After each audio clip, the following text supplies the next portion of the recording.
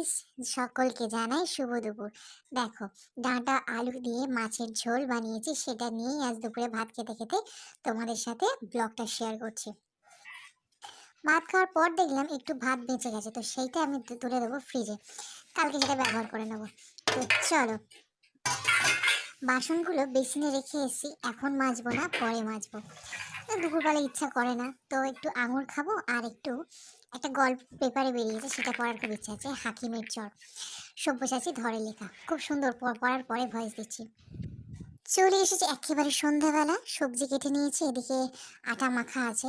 তো এখন করবো না, রাতে ঠিক খাওয়ার আগে করবো। এখন সন্ধ্যাবেলার জন্য বানালাম একটু টিফিন, একটু চা, একটু চিড়ে আর বাদাম ভাজা, সাথে একটু পাউরুটি। একটাই পাউরুটিটা কুচি কুচি করে নিয়েছি, চায়ের সাথে খেতে বেশ লাগে।